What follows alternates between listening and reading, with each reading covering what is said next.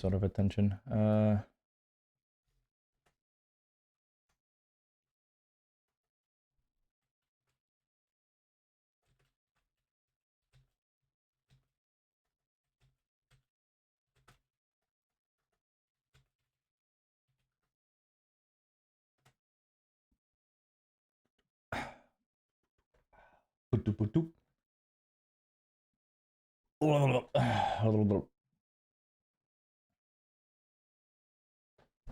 I'm super curious. Is there like a tier list for this stuff?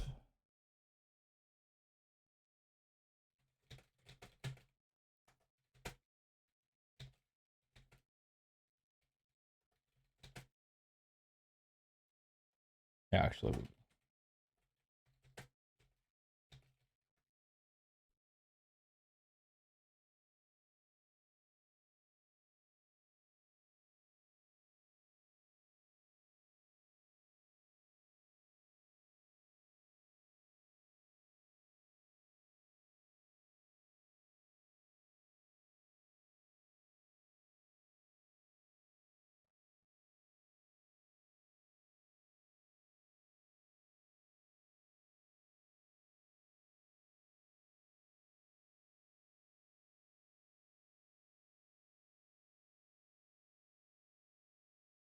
Oh my fucking god.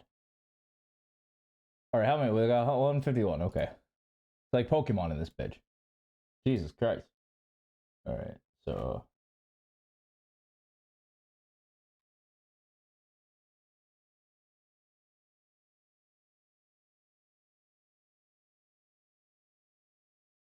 I know y'all can't hear that, but there is definitely sirens ablazing.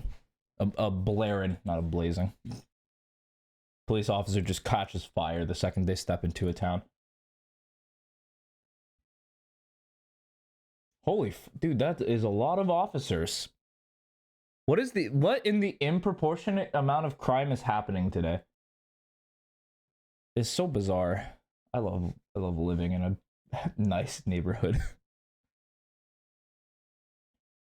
All right, I do want to watch this before I get into things because I think it's a very interesting skill. I know this isn't Valorant related. This isn't even like relevant to anything I actually care about, but I do think that tackling misleading advice as an expert is something interesting that I should look into. That I do want to look into.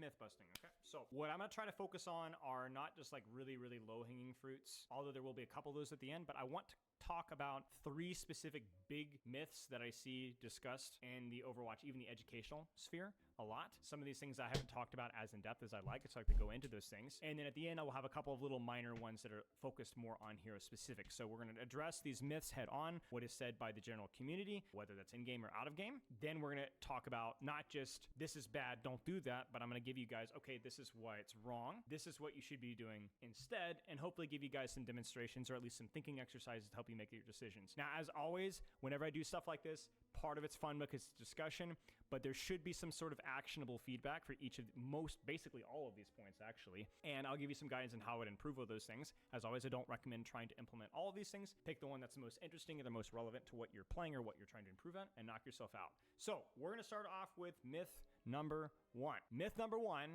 is that there is flicking and then there is tracking aim. Now,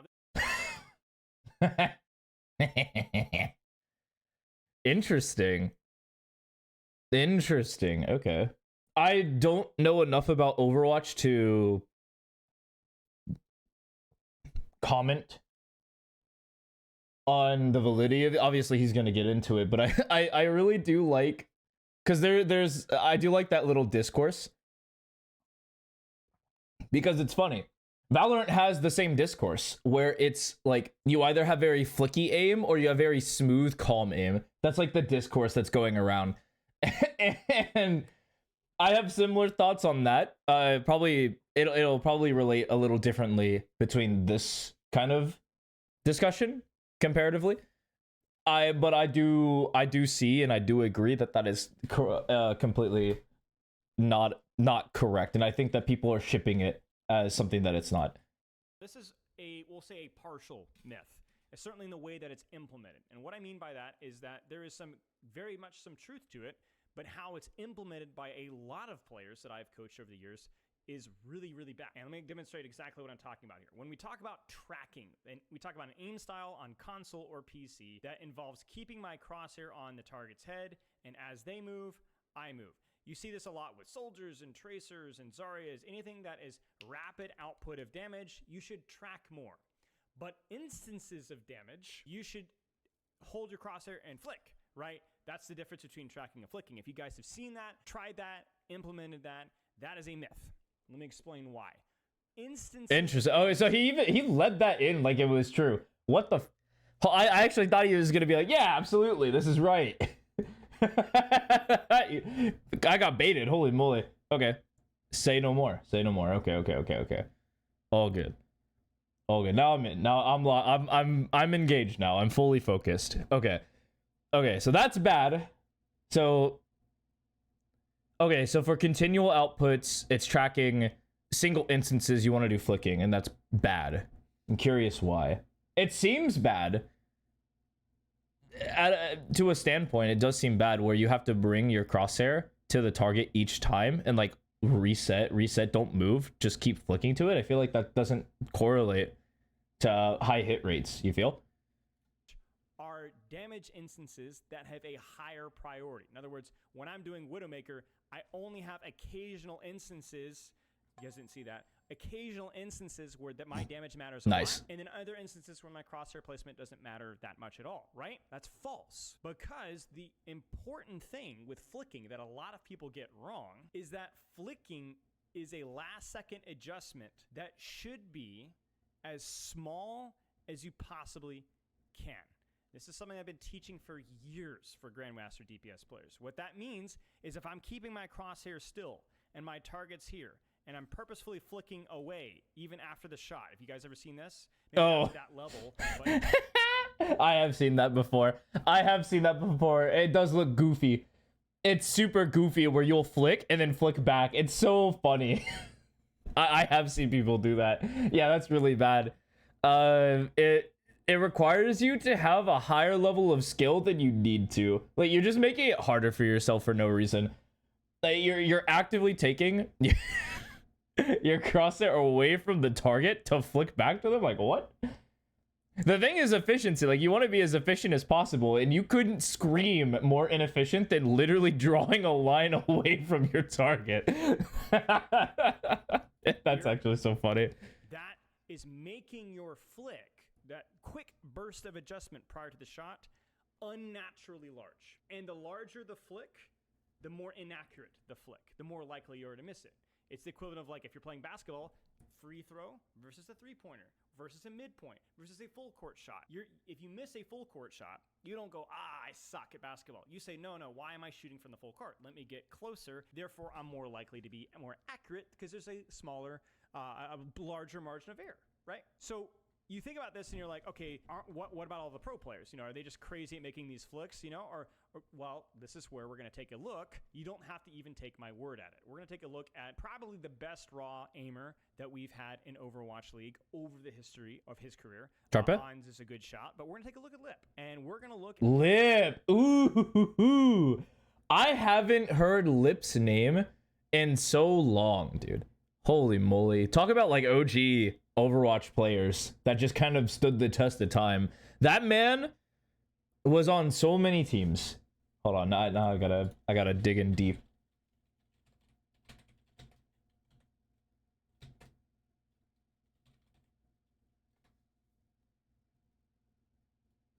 Yeah, because he's also now on Crazy Raccoon, which is crazy. Let's see. What do you actually play on? Because he played on a ton of teams. Maybe I'm wrong, because he was on Max Steel, Blossom, then he was on the Shanghai Dragons, got traded to the Atlanta Reign, then he went to WAC, I have no idea what that is, and then now he's on Crazy Raccoon. He's been on that for over a year now, about a year and a half. Holy moly. God damn. At Lip's Widowmaker. Now, Widowmaker requires last-second adjustments, because where you track, you might not always have the opportunity to track a target prior to clicking on it. It might be a quick adjustment. Right? But you're going to notice two things. You're going to notice that whenever Lip can, he's going to try to track prior to the flick. so he gets his crosshair close to the target before making that last second adjustment before he clicks. I'm gonna ignore his chat because I feel like his chat won't know anything. I'm just gonna ignore this these two sentences His or statements. Placement, in other words, where he places the crosshair, even when there's nobody there, is such that he's trying to shrink the distance between flicks as much as he possibly can, even when he doesn't need to see anything. So check this out. So we'll mute the audio here. Look at his crosshair placement. It's an assumption that there's something there. He sees something there. So there's very little crosshair needed. Very little crosshair movement needed. Look at this. Look at his tracking here. He thinks that somebody's there. Crosshair placement. Now watch. I'll slow this down. See that? Little bit of track flick. Little bit of track flick. That flick is that last second prediction of I'm going to tell my brain to click, but I'm going to try to predict where that movement's going to go for that last little second of an adjustment. Look at the crosshair placement. God damn. No flick. Is he going to hit this head? So okay, it doesn't. Even flick if he doesn't need to. If the target's right there, why flick? Look at the crosshair placement. Look at how small this flick has to be.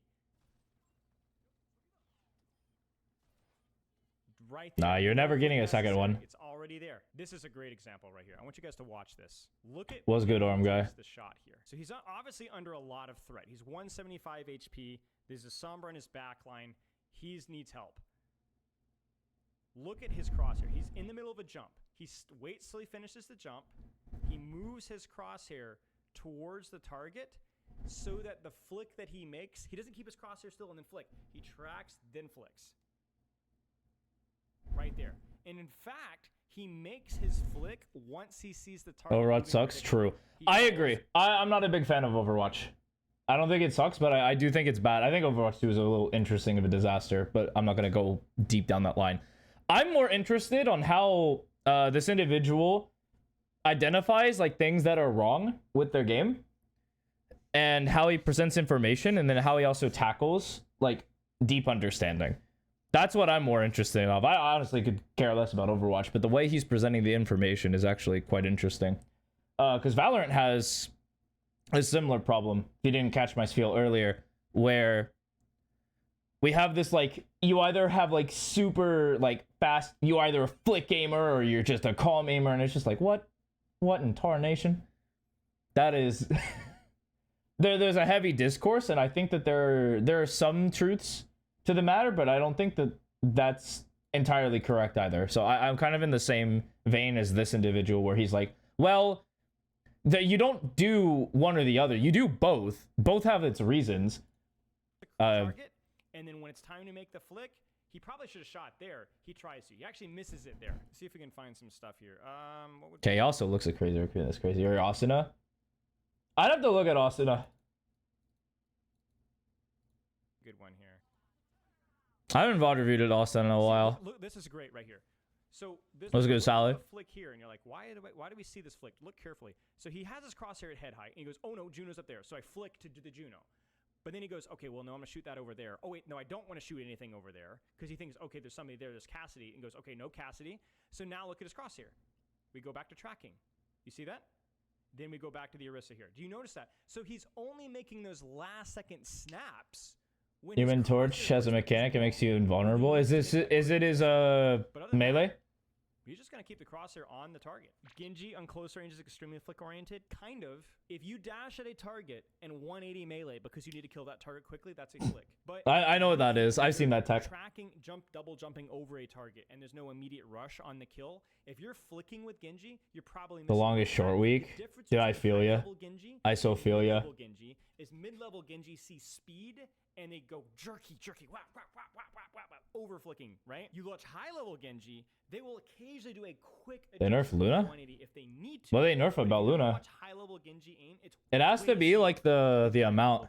Diamond level Genji sees speed, like the ult charge and the amount of healing. But not the smooth. Ult duration, that do it. That fucking do it too, yeah. Smooth as fast, right? Mid-level Genji tries to replicate that by just duplicating the speed, but without the control. And so what you need to do is, and this is really going to be my point here for any character, Ana, Zen, Genji, whatever. Stop pausing, I beg you. What's the point of reacting to something if you're just gonna watch it all the way through? What? Anyway.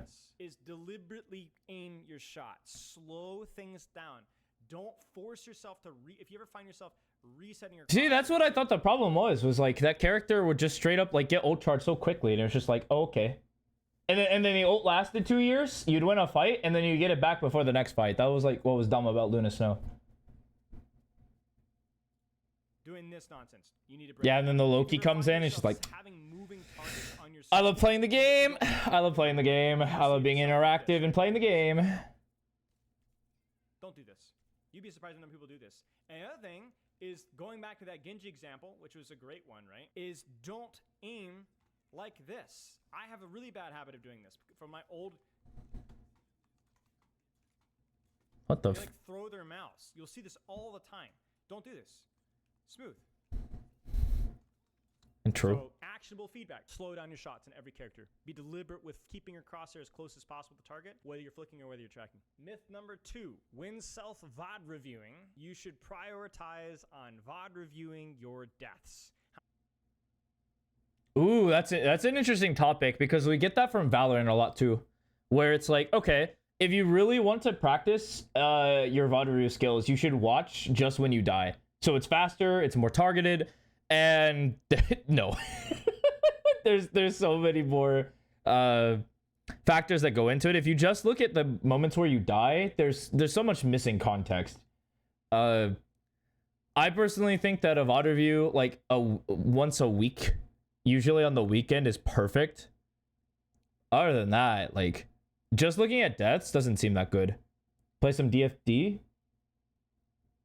DBD, gotcha. I know what you're talking about. Yeah, enjoy your new killers. Enjoy 2v8. I heard that's pretty fun, and I heard the game is balanced. So enjoy yourself. Thank you for stopping by. Okay, that's interesting. I'm curious what he says. You guys have heard that myth, especially in the educational community. Look at your deaths. Look, what could you have done better? How could you have not died there? You need to play your life. You know, what could you have done better? VOD review your deaths. You know, that's a good starter thing. Okay, don't VOD review your deaths. I'll explain to you why that's a mistake, and then alternatively, I'll give you an alternative. Yeah, I'm curious what he'll do. Like, I would like the Valorant contextual way of looking at this is I would VOD review certain rounds that you felt were missing. Like, the rounds where you did good, nothing happened is like, why bother watching them? But like the rounds where something weird happened and you felt desynced from how the game was playing out, and then you get caught out and die, like those are the rounds you should look at for sure. I'd say starting out new. Like, and then it's just kind of like, what are you looking for also matters. Like, if you're looking for like something very it's not suggestive. That's not the right word. Holy moly, I'm blanking on the word now. I'm blanking hardcore on the word. What in tarnation? It doesn't matter. Doesn't matter. Much better alternative. So let's take a look here. Let's look at my deaths here. We're gonna bookmark the death. Death at 3:30. What do you guys think? Oh, this is a perfect one. Actually, this is hilarious because this. Okay, no spoilers here, but let's look at my death here. Let's give ourselves a little bit of context. Look at the cart. Look at what I'm doing. I mean, this guy's like actually running it down. That's really funny. Play for a second. You guys tell me.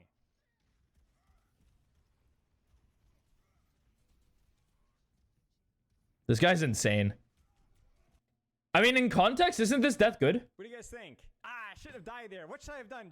Honestly, isn't that a good death? Like, the cart's pushing, you're denying the enemy space. I think it's a good death. Chat, what should I have done? What should I have done? What do you think? If I pin out here, I probably could have lived, maybe. Maybe that's the feedback. So pin back to your team, right? But here's the question. Is that the most important thing that's happened in 3 minutes? Because look what happened. I was in the back line, for context here, for like, you guys remember, for like a full minute. And I killed like 3 people. And then the only reason I died here is because the Cassidy was there. And even then, I still allow us to cap. I mean, we literally capped all of second point with me in their back line. So was my death a problem, or do you think it was earned? Now, is there a mistake to learn here? Yeah, I probably could have gotten out there towards the end. But is that really the priority? Is that the most important thing that I did in the last 3 minutes? That's the feedback I'm going to get out of That's interesting. all the mistakes that I've done. Don't die? What? Okay, let's look at this death. What do you guys think? What do you guys think about this death?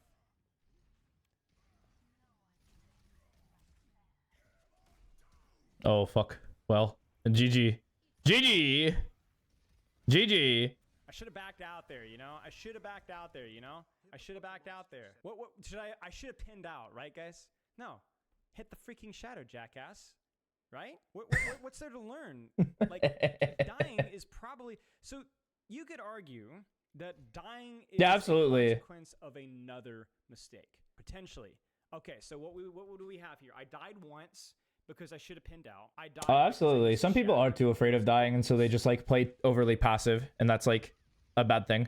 Why did I die this time? Why did I die this time, guys? Bro is making so much too deep in the enemy backline. Dramatic space. They're just straight. They're in the enemy backline. What do you guys think? Overextend, but why? What do you mean overextended? We just saw me carry this one previously doing this exact same thing.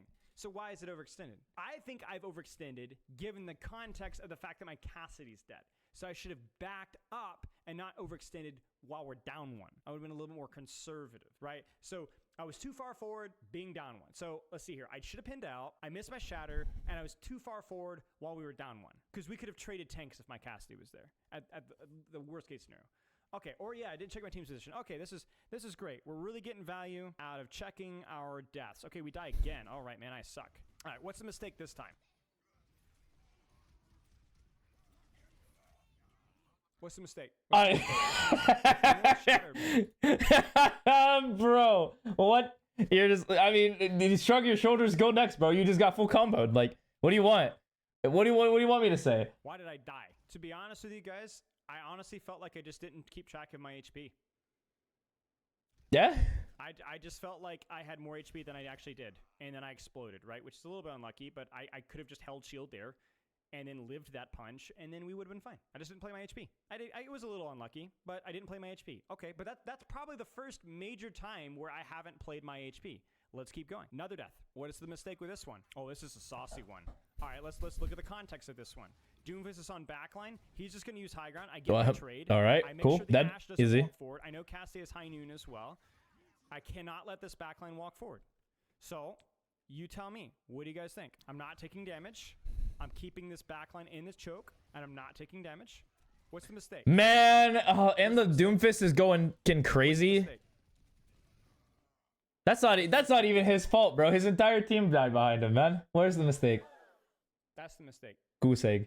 I made no mistakes. I made no mistakes here. I played my HP. I hit a couple of fire strikes. I hit a pin. I made no mistakes. Previous 4 deaths, there were mistakes. Not this one. Not this one. My team feeds punch. This guy ults. We don't use our abilities. We died AoE punch. I made no mistakes. So we have, let's see here. What would we have? I should have pinned back my team. Hit your shatter. Okay. All right. Okay. We got to get the gist. I actually do like this, though. It's like where he's taking information that is very widely accepted and I like breaks it down through his own, like he's questioning, are these correct? Are these not correct? You know, stuff like that. I do like that sort of stuff. I'll strive to be like that in my Valorant career. Yo, what's good, Mojo? Right now it's good. Okay, but actually now that I got some people here, it's time for some interesting lore behind what happened to me today. This isn't even that interesting of a story. So because I'm learning to write, I'm actually getting into media literacy just to see. Maybe. And to do this, I have been watching, reading, and fielding reviews, as well as, you know, engaging in media and trying to come to my own conclusion. But I listen to reviews as well, just to see like where things are going and like how to develop higher level skills when it comes to analyzing media and creating media. And so because I was doing that, I was watching a review of OKKO, one of my favorite cartoons of all time. And somewhere in the video pointed out like Rebecca Sugar's Steven Universe, the guy who wrote OKKO, his name was Ian. He was a part of that team. And I made a joke to myself, like, if I worked on Steven Universe, there wasn't a single network that would not be calling my phone right there. Like, I would be getting rang dang a ding all day, every day, until I worked on their shows and maybe bombed. And then then I looked down at the comments and saw that it was the best show of Cartoon Network's new era. And I'm thinking, what? No, it was good, but not bad. And so another thought spurred into my mind. What is the best cartoon? And then another thought hit me because I knew the answer to this. Because it's Avatar: The Last Airbender and it's not even close. And then so I actually wanted to come up with a top 20. And so that's what we're going to do until someone drops a VOD or tells me to stop doing what I'm doing. And even then, I might even ignore you. So here's my current list, and it's going to stay my current list. So at number 1 is Avatar: The Last Airbender. That is non-negotiable. Anyone who says otherwise, you're wrong. I will not hear any argument. This is number 1. You can name another cartoon if you like, but I don't care. It is my number 1 spot, and it will not change. Everything down from number 1 is totally justifiable. You can fight as hard as you wish for anything. 2 through 20 are no particular order. And so number 2, I think I have what, like Adventure Time?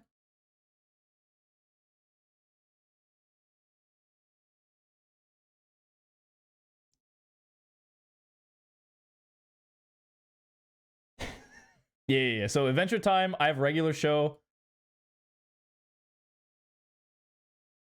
This would be better in like a Google Doc. One sec. I can type faster than I can write out on a page.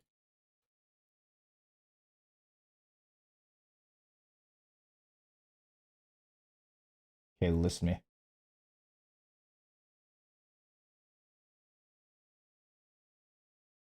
All right. Not a big cartoon watcher? Fair enough. Okay, so Atla.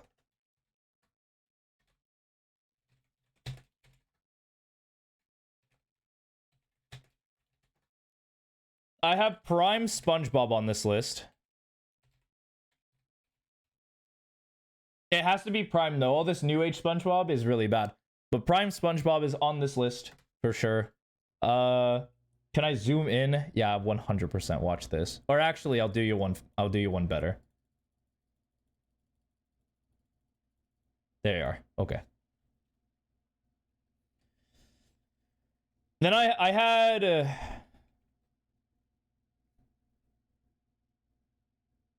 fuck, man. I had something else. I had Samurai Jack. And that is including every season, even the new one. The new one's actually pretty good too. I do that. Yeah. I had Amazing World of Gumball.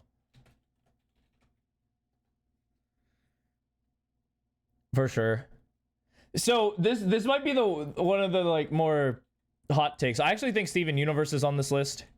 Love it or hate it is actually pretty good. Well written, well produced, good art. Don't know half. I mean, fair. This is all time. Which made it hard because then there's like Scooby-Doo is probably on this list. I thought about putting Fred Foot, Courage the Cowardly Dog. Dude, I want to put Courage the Cowardly Dog on the top 20. Don't tempt me. I want that and Ed, Edd and Eddy, but I don't know if I can justify putting Courage the Cowardly Dog and Ed, Edd and Eddy on this list. I had to like wrestle with my ideas. Because I know that Johnny Bravo, Powerpuff Girls, there's another one from that area that's just not going to make it on the list. It's just not going to happen. It's like Symbiotic Titan, maybe. Probably not. It's not as good. Fuck. Almost none of Butch Hartman's work will be on here. Except for maybe Danny Phantom. Maybe he cracks the top 20. Fuck, I don't know. And then I was thinking, I'm not putting Fairly Odd Parents. That show was actually kind of trash in the beginning. The memes were good though. The memes are good. Oh, Timmy! I'm respecting your privacy by knocking, but asserting my authority as your father by coming in anyway. just rams the door down. I fucking love that quote. What's my criteria? So my criteria is very vague, just well written. Because I don't want to do well received. I mean, I guess well received is the same thing, sort of. Actually, no, it isn't. I want to talk go on because best is really tough. As like I thought about it a little bit on the way home. I was like, well, if I do this, I might have to be a little more focused than just best. And so, I'm not gonna do it. Like I said, 2 through 20. Nope. I just need 20 shows on here. I personally am just gonna get 20 of these bad boys on here, and I'll figure it out later. And to help us, IMDb made 151. This is the 151 top cartoons in the world. And we're starting off strong with Baby Blues. Now, I've never seen Baby Blues in my life. This is literally stupid under the radar. I have no fucking idea what this is. This is way beyond me. Like, holy moly. If I have no idea what it is, I'm just gonna skip over it. Again, no clue. Same with Wayside. I've never heard of this before in my life. See, I want to add Tom and Jerry. It's one of those ones where I'm like, dang, is that top 20? You know, because I need to, you have to add some level of Looney Tunes because those shows are actual bops. I feel like I want to add Tom and Jerry. Fuck, man. I don't know. Maybe. It's one of those maybes. It's the same. It's in like the same vein of like The Grim Adventures of Billy and Mandy and Foster's Home for the Imaginary Friends. Like, I think those both should be like near the list, but I just don't know where they fit. Okay, I have no idea what Wayside is. Jurassic World, Cramped Creations. Like, I know the theme, but I don't know it. Stoked? Holy shit, I haven't thought about Stoked in so long. Holy fuck, dude. Wait, I haven't thought about Stoked in so long. It's the same with like 6 or 16. You remember that, like, I think it's the same team that made it. More nostalgic than impactful? I'm just looking for good, I think. Man, I don't fucking know. I think just good. You know? That's kind of the reason why none of the, like, old-timey Hanna-Barbera stuff is on, because they just got outclassed. I imagine like the Flintstones and the Jetsons are good, but like they're just not gonna make the list. They're just like too outclassed, you know? What's good, Void and King? Howdy. Welcome to the cartoon ranking. Feel free to add your credentials and arguments whenever. Instead of doing voice acting, I decided to do this today, so enjoy. Emperor's New School. I think the movies. I don't remember watching that. I don't remember watching this. I knew that happened, but like, I don't remember this. I feel like this is not going to be as good as a movie, right? It's like just grasping at this point. Gravity Falls? Fuck, you're right. Gravity Falls. Son of a bitch. Where does Gravity Falls sit? Probably top 15. Yeah, Gravity Falls has to be on this list. You're right.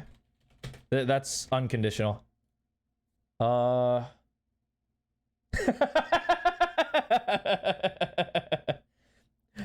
can make an argument for Flintstones if you want. just know that I don't know where he sits. I've never watched Brave Face. Unfortunate. Teen Titans. Oh shit. Yeah, I think like the OG Teen Titans was better than Go 100%. It's just like I feel like the list is gonna get too like DC coded because I also want Justice League and then Justice League Unlimited on here, probably in the same slot. We're rating cartoons. Raven, welcome in, Raven. You see that? Yeah, I knew Samurai Jack was not gonna be a hot take. I knew that bad boy had to be on this list. Oh man, do I put Teen Titans as well? I mean, I have to. I have to. We'll cut one of these if I need to. But yeah, you're right. Teen Titans should be on this list. Which Scooby-Doo? We're just kind of like going like peak Scooby-Doo. It's kind of the same way with Prime SpongeBob. Just whatever the peak version was, because it's probably What's New Scooby-Doo was the best, if I recall correctly. Dexter's Lab. I like Dexter's Lab too, but I don't think it's top 20. It's probably What's New Scooby-Doo. That one was like the best, in my opinion. I'm sure there's like, you can make an argument for another one. I'll listen to you. But Scooby-Doo has to be on that list. It's been running for too long. It's actually for so good.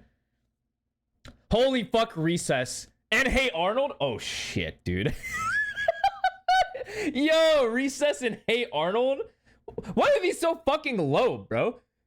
Why are they? God damn. 144, 143? God damn, what is the competition? Jesus Christ. Uncle Grandpa? Yeah, right. Nice try. If OKKO can't be on this list because I'm not allowing it, Uncle Grandpa's not allowed on this list, okay? Though I honestly like that. The Anteater? That's Arthur. Fuck, wait, is Arthur good? I don't know. Like, should I include shit like Arthur, Caillou, stuff like that? Like, I don't know. Charlie Brown? Oh, fuck, wait, do I have to include Charlie Brown? Were those movies or was that a show? Oh, shit. Yeah, like it wasn't. It'll appear on this list if it was. Arthur was peak. No, I do. No, dude. I actually remember the scene. Oh my god, dude. Arthur was actually so fucking funny. I liked Arthur. I'm not gonna lie to myself. I liked Arthur. Arthur, top 20 though? Really? You put Arthur in your top 20? I don't know. Like best cartoons? Man. Is it like a fringe? Like, it's like 2019? I'll keep it in mind. I'll keep it in mind, but I'm not going to write it in yet. But I remember Recess and Hey Arnold. These were like good. No, Pokemon is anime. Get that weeb stuff out of here. You're not allowed. You're banned. If it comes from Japan, it's not allowed. I refuse. Sheep in the Big City? Holy fuck, dude. I do remember that show. I don't care. It's made in Japan. The old so like season 1 Pokemon, I agree with you. Season 2, absolutely. And it just progressively became more like an anime. Have you seen like the Kalos region? They actually have like full-on battles. It's crazy. Dog in the Spooky House. You're talking about Courage the Cowardly Dog. See, I want to. I'm just gonna put him on there for now.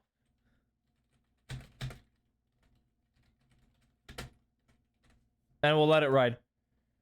Rugrats? Oh, shit. Uh-oh. Uh-oh. Fuck Rugrats?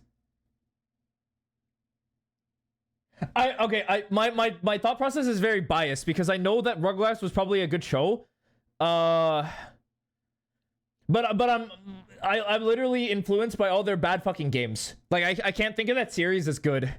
I do remember there were some banger episodes in that series. Teenage Mutant Ninja Turtles. Which one?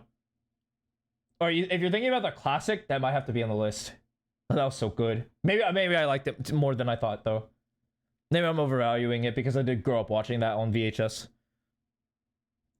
Oh man, yeah, the classic is good. Fuck. It's good. Bluey's on this list? I mean, Bluey will be on this list for sure, but it's not going to be on my list. Fuck that shit. No way. Dave the Barbarian? Oh, shit. I know Ben 10. I know. Fuck, I know I should put Ben 10 on the list. That one has to go on the list. That's annoying, though. I really didn't want to put Ben 10. Oh, whoops. I didn't write it out. But, like, a fun story about Dave the Barbarian. Garfield? Oh, that's a funny. That's interesting to think about. I don't think he's top 20. But that's an interesting take. But the cool thing about Dave the Barbarian is I actually had a shit ton of merch from the show. Like, I had the sword. And, like... And, I... I really loved Danny Cooksey. Mostly because of his, like, role of Jack Spicer in Shaolin Showdown. Which, as much as I'd love to put in the top 20, that shit is not top 20. Yes, we are considering adult cartoons like South Park and Rick and Morty. Rick and Morty is not making the top 20. I'm just not... No, it's not that good. I also like all the Hanna-Barbarian stuff. Ooh, Popeye? Fuck. I'm not putting Family Guy on here, but what I will do is I'll put Simpsons slash Futurama slash South Park, and we can make a take on what actually deserves to be here out of these, like, whatever. We can make a take, but I'm not putting Family Guy. Family Guy is not good. Like, the first something seasons of Family Guy were good, and then they just kind of like fell off. So, you know, we'll add Prime Family Guy.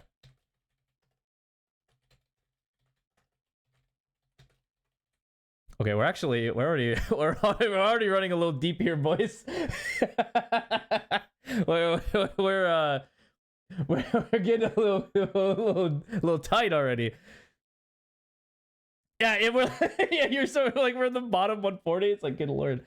I actually haven't seen Rocco's Modern Life, but I've heard it's good. Like, I heard it's really well received. Should I watch this at some point?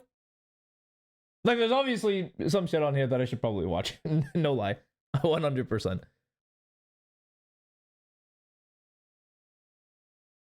There's also, like, relatively recent, like 2023. I can't believe Sheep in the Big Cities lasted that long. I'll just keep moving on until I feel like there's one I should actually guarantee. Beetlejuice wasn't that good. It was like fine. Earthworm Jim. Oh my, I haven't thought about Earthworm Jim. SpongeBob is this low? It must be like mega like held down by the more recent episodes. The fact that SpongeBob is at 137 is crazy. But I guess like I'm kind of like ripping it. Damn. I remember Earthworm Jim was like fun, but it wasn't good. It's like fun bad. But I could be misremembering it. Drawn Together? Holy fuck. I do remember Drawn Together. That was a very very interesting take on the show. That I can't believe it lasted as long as it did. That was an intellectual nightmare. Archer? Holy, I haven't thought about Archer in so long. Oh my god. Definitely not top 20 though. There's no way. Like, Archer, it's fine. It's not that great, but it's alright. C-Lab 2021. What the fuck is this? Hello? What? I've never heard of this. Also, wait, I should probably have some music playing. I'm just sitting here and stewing in my own silence. Here.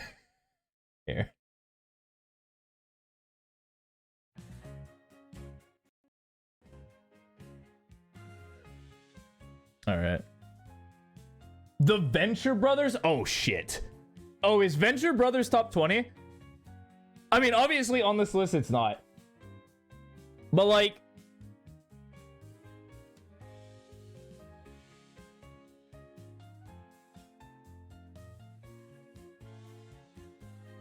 Am I crazy for thinking that should be like relatively on the top 10?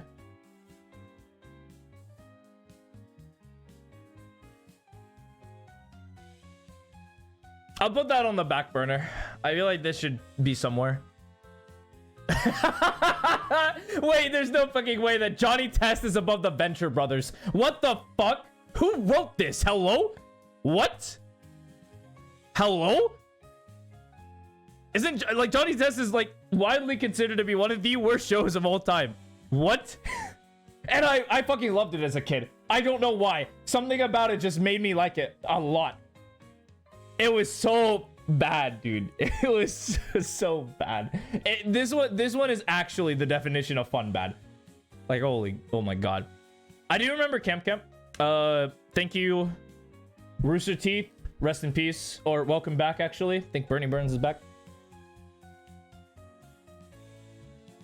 I don't know about that. Wait, which one? Wait, which one?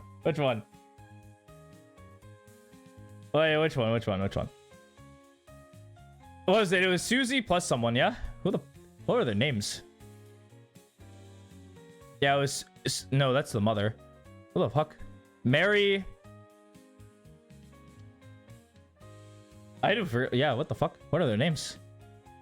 This show is extreme. This show is very good. What the fuck? Okay, so Mary, so it was Mary and was it Mary and Susan? Did they have a mom? I feel like I remember there being a mom.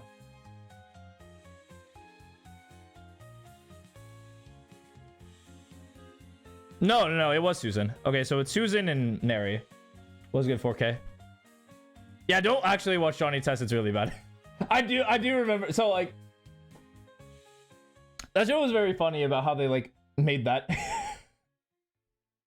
Yeah. Holy fuck. I haven't thought about that show in a while. But definitely not on the list, and Camp Camp's not on the list either. Like, thank you for your service, but you're definitely not. Static Shock being this low is crazy to me. Was Static Shock not that good? I see everybody like sucking the wiener off of this show. Like, unironically. Like, it's nothing but praise when they talk about Static Shock.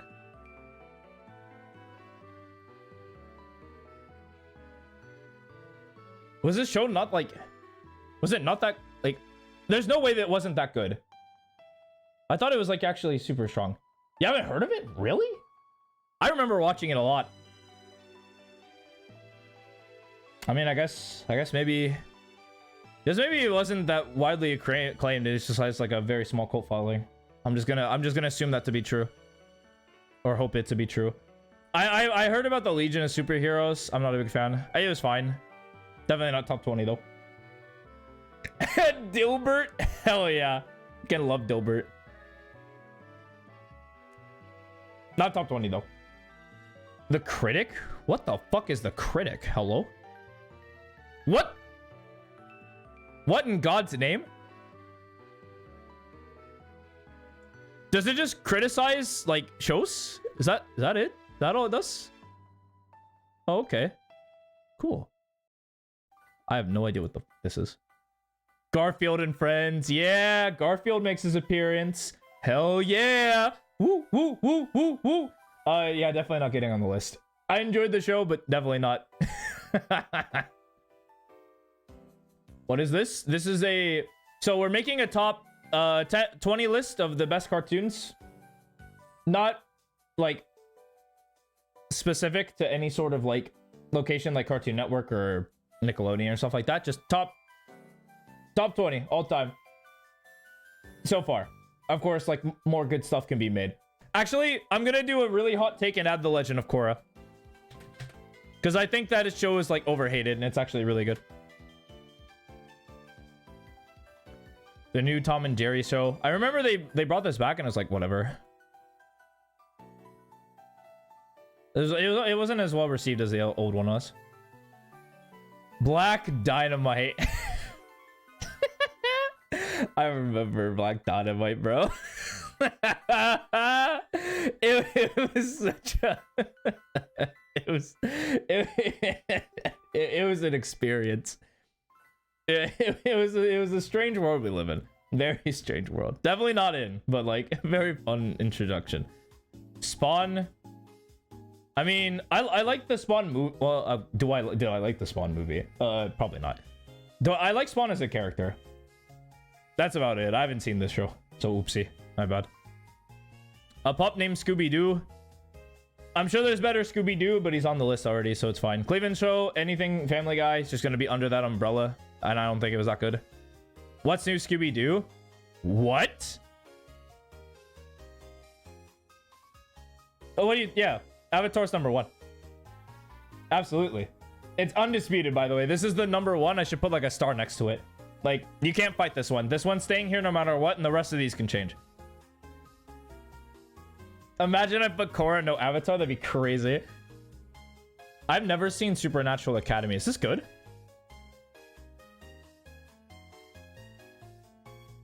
Yeah, exactly. That's that show. I'm surprised it's this low. Like, who's rating this? Like, I thought this was the good one. But maybe I'm, like, on some copium shit. I remember it being so good. The Loud House. Oh my god. Have you seen... So, okay, there's actually very interesting information about the Loud House. There was a fanfic writer that wrote a Loud House fanfiction that has more words than the Bible. Did any of you know that? Let me find it.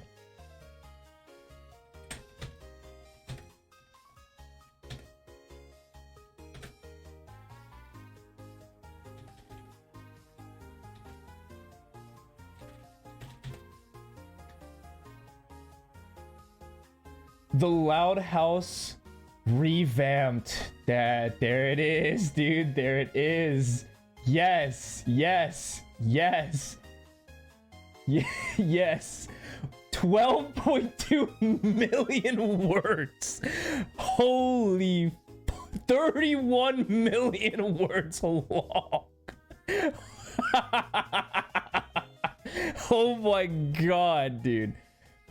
How that is incredible. I could hit that in my lifetime, not in like a single work of art. God damn. That's fantastical. Holy moly. Okay, let's see. Kappa Mikey. Okay, well, I haven't heard of this. The Men in Black series. I don't remember this being that good. The movies are better. We're just gonna try to speed run. There's too many of them to go fully in depth on each one.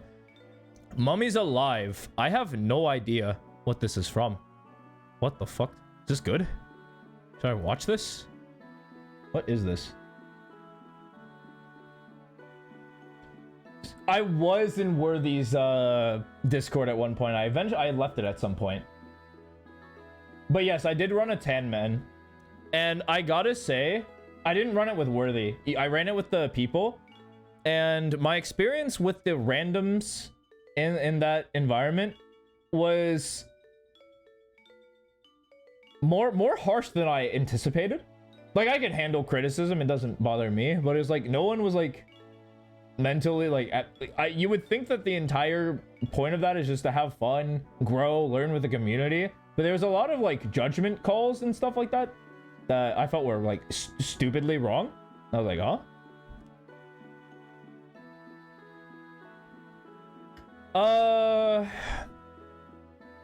I would say it's like more no positivity, like they were just negative.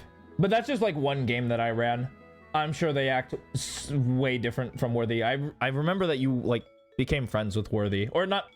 You were at it on Valorant. I don't know if you have a close relationship with the guy. I would ask questions, and like I would try to like pick his brain on stuff that I thought was important. So for example, there's actually, I don't think there's a clip that he posted himself, but there's a clip of me asking about what's more important, the statistics, the statistical probability of you winning the game, or personal player expression, and what, like, is there a better way to look in and out of it? And he had a very interesting answer on that, which is like, the more he like got into coaching, it was like, you can't just judge an action by what they do. You can assign a numerical value, but none of it will be 0. So there's a likelihood that a lurking neon could win you a round, but it's even more probable that one that is willing to exit and like enter site with a bunch of utility would win more. You friendly talk shit with him? Hell yeah. I've never played against him. Does he just play Virginia? I play like Georgia. Did I see your message? I did, and I didn't know how to respond to it. Because a part of me is like, should I like directly help you? Or give you the resources? Because I actually have a question that I need you to ask. So 4K. What aim training do you think is effective? You think he's a very smart coach? Absolutely. Yeah, I agree. Like, I think that he has a very good way of understanding the game. Like, he is definitely a professional. 10 men's usually elite. Oh, I meant like in. I meant like more like in. Like, I thought you fought him in ranked. Because I know that man is not radiant right now. He's like super low.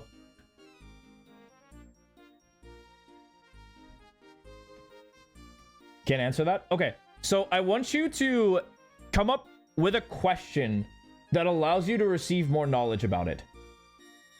Oh, I see. I got you. Just as 10 mans. Fair. Fair. I thought he played ranks though, and I thought you were just dumpstering on him in ranked. You're like, hey, Worthy. What's up, cuck? I thought you were shit talking to man in ranked. I'd be down.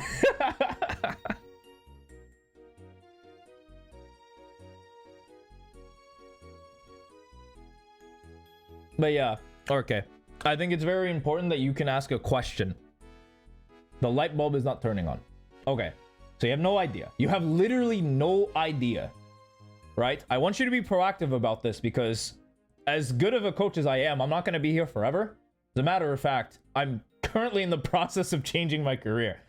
So I want to make it very clear to you that no matter what I give you, because in my Discord resource, I give what I believe is the best aim trainer for after your game state, or after you play your games, and it is the Dopai aim training program. I think that covers essentially everything you need to hit in a, like, after a session that allows you to develop the full picture in regards to Valorant. Is it the best for every single, like, genre of aiming? Absolutely not. No, not even close. But what I think that you can do that, but I think it's more impactful for you to understand why you do it. That's why there's a whole Google Doc with it to read with it, so you can understand and figure out why you do things. Because could you tell me what the, like, 3 pillars of aim are? And then another deeper question is, could you tell me what the subcategories of those main, like, categories are? And when you go into a topic where you have zero knowledge, the first thing you want to do is gain knowledge. You study it. And fortunately, I try to give out the resources as much as possible. For example, crouch spraying, burst strafing, and tapping. No. Nope. Incorrect. Very much incorrect. It is tracking. Tracking. I think they call it flicking or clicking. One of the two. And then you have target switching. Those are the 3 big pillars of aiming. When do I stop coaching? Whenever I decide to go full time in my other, like, pursuit. It is called static. It's called static. Thank you. Thank you kindly. Thank you. But yeah, those are, like, the 3 pillars. And you build subcategories off of that. But yeah, so, like, my coaching will stop when I become really good at writing and singing. It's clicking. I thought it was referred to as... No, wait, I was right. Yeah, wait. I got... I got baited. I need to stand my ground more. I need to stand my ground more. Okay. To ease your troubled mind, by the way, I'm not going anywhere, like, immediately. I'm not gonna become, like, an all-time best-selling writer, like, tomorrow. Maybe I will, but right now I'm only, like, a chapter in to just one novel I'll write in my career. I'm also still assigned coach for Affinity Esports, and I'm stuck in that umbrella until I want to leave. Just know that I'm not gone. You need to win this season for your scholarship. Okay, actually, that's spooky. I actually do want to tackle that because it is something I do teach people who come to me, especially during their formative years, which I will refer to as your school years, mostly through high school. So this is, like, really important. Try not to make your life about Valorant. That is the best advice I could ever give somebody. The only time I would allow somebody to even consider using that as their avenue to go places and do things that doesn't have them focusing on academics, athletics, or other sort of programs that allow them to get through. The only time I would allow it is if your natural talent allowed you to be immortal by a certain age. And, like, you had a really good inquisitive mind about the game, and you could, like, feasibly go pro within your lifetime.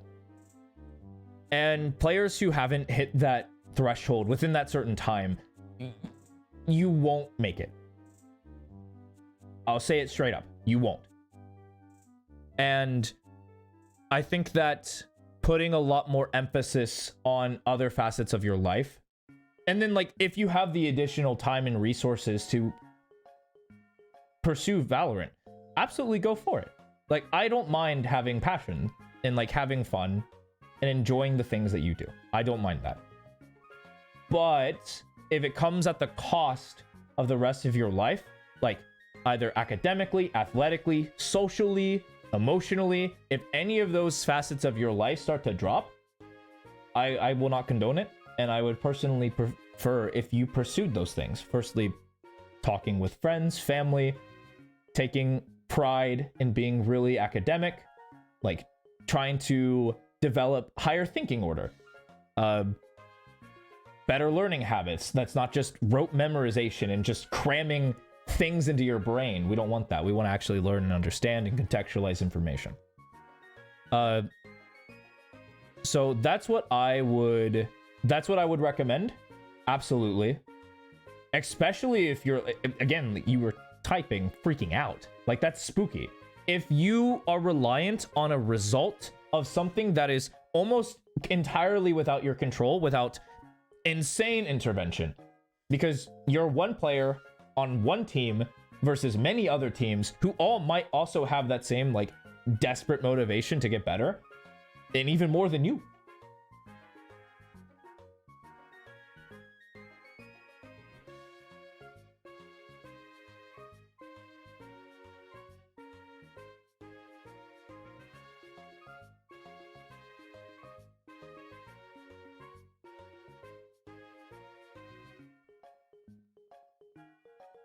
Okay.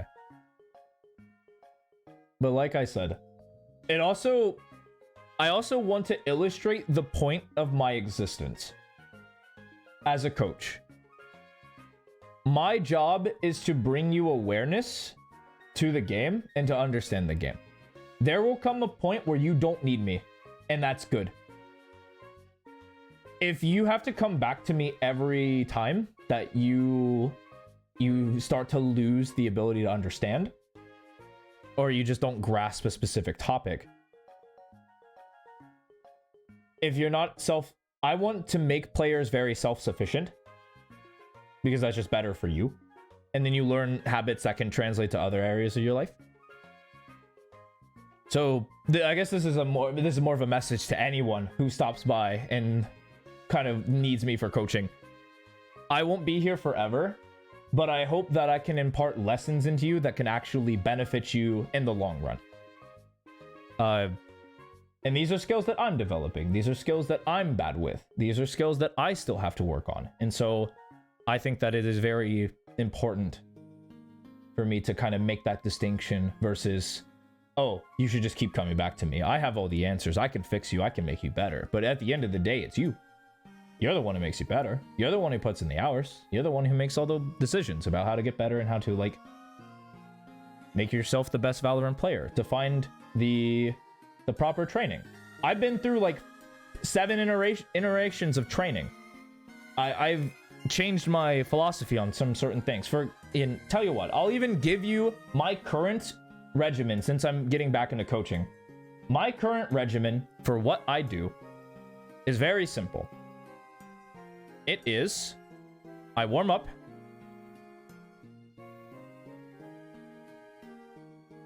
This is actually just a deathmatch. I literally just play a deathmatch to warm up. That's all I do. Then, I play 2 matches. And I'm highly engaged, highly focused. You know the deal. Then I'll do 2 deathmatches, targeting a mechanical weakness of mine. Currently, mine is first bullet accuracy. I'm working on improving that. And then I play a DM. Whoops, that's a B. Play a DM where I try to win. And that's all I do. I use everything in my arsenal to try to win and force myself to win.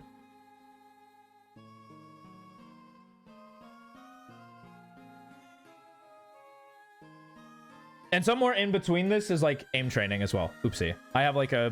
I just do some like generic aim training. Nothing crazy. And this is my setup. This is my training block. And then on Sundays, I record all my games. And then I pick a game and I VOD review it. And I do that once a week. That's my training. That's how I view like what it takes to get better at the game. And even more, and I'll give you even more clarification. When I play the game, I'm not thinking. I'm telling you right now that I'm trialing autopilot. Which seems terrible. Which seems counterproductive to what I told you to do. Right? It seems backwards that I'm trialing this. But the only reason I'm trialing this is that I have a problem where I overthink. And because I have an overthinking problem, I have to learn to tell myself to not think and to autopilot.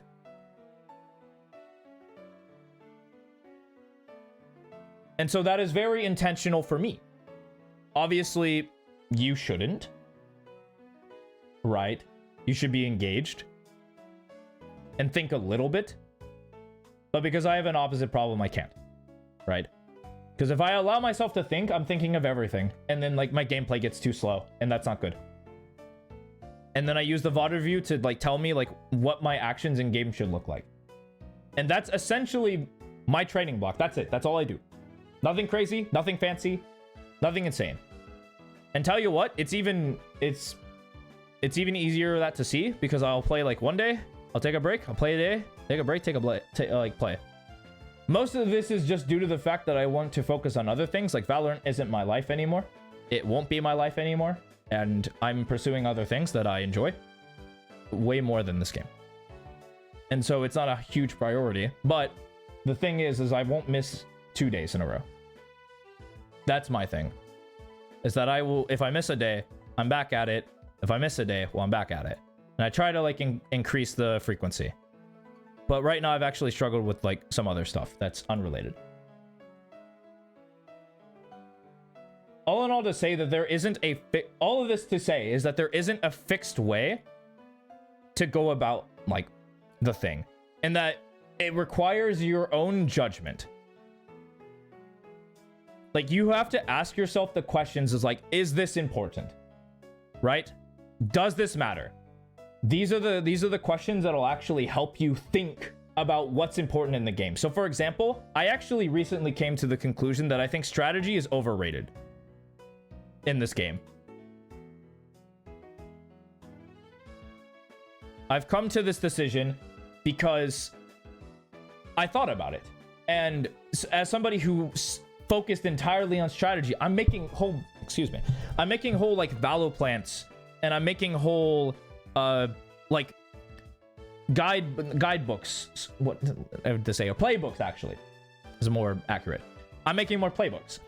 And I'm doing all of this, and I'm making like 12 variations of each one, and I'm pushing, and I'm just like, well, I have a setup for this, I have a setup for this, I have a setup for this, and it's just like, think about what actual decisions like players can make. Like, be really, really, like, really honest with yourself. What actions can you make? Okay, so on attack, you have rush, you have fake, you have split, you have default, and you have contacts. And on a map like Ascent, the deviation for this is 2,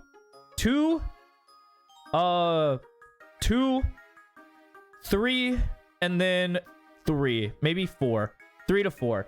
And of the total decisions you have up to 13. It's like 12 to 13 total decisions. That isn't a whole lot. Where the actual complexity comes in is agent mastery, the how you do it.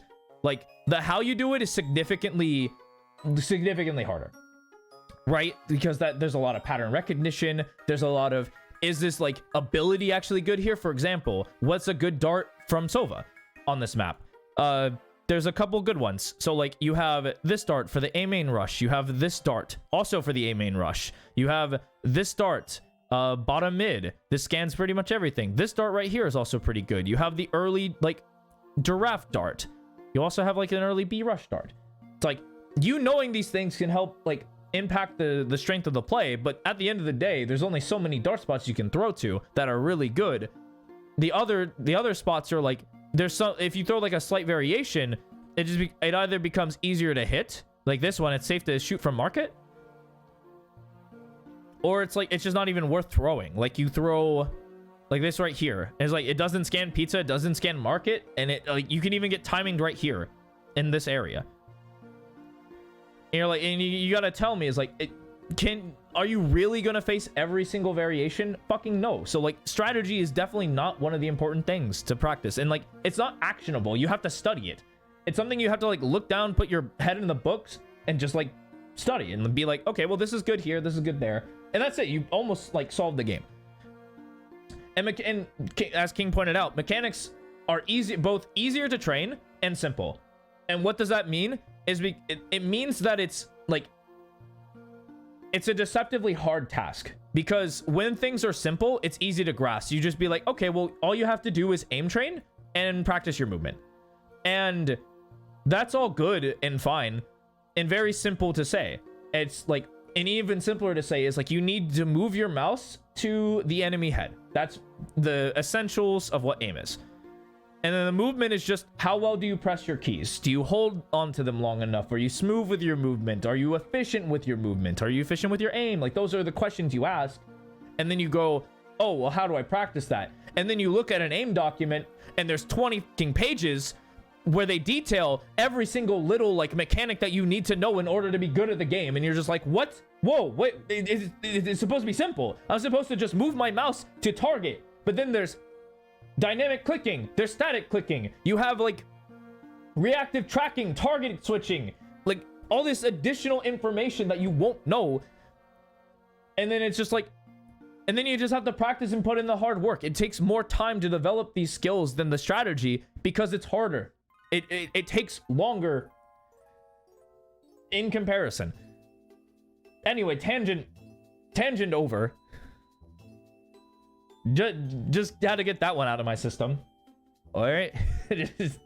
Is everyone now better for that? Is everyone walking away from that feeling good?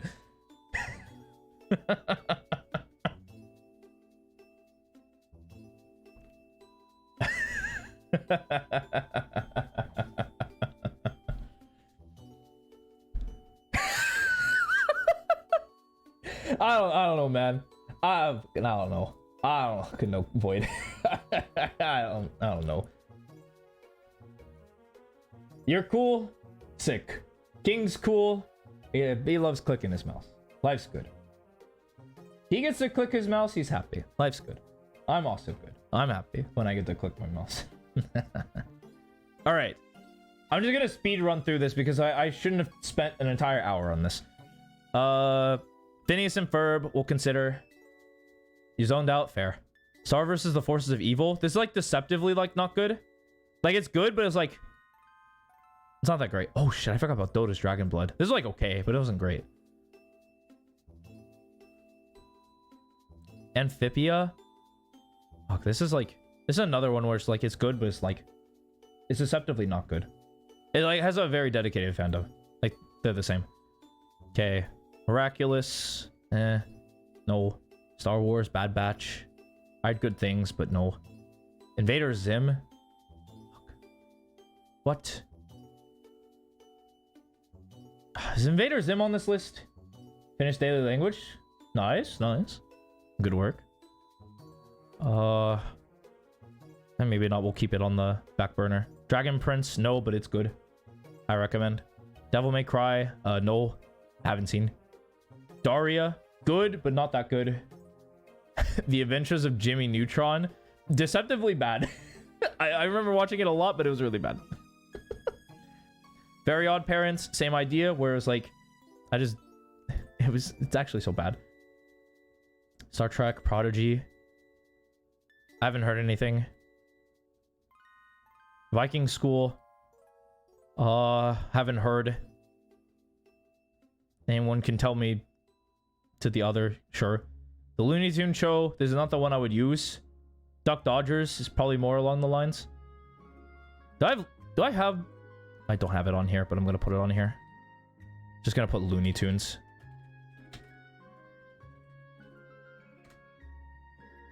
I know, I literally like hard sidetrack to something. Hysteria. No. Freakazoid. This was good, but not like top 20. The Hollow. Not quite. Godzilla. No. Legends Quest. No. Hit Monkey. Okay, now I don't even know what these shows are. Last Kids on Earth. No. Downtown. No. Undergrads. No. Clerks. No. I haven't even heard of these. Mission Hill. No. I've heard of Clone High, but I remember it wasn't that great. Mortal 2 Ascendant. 2 Diamonds in You.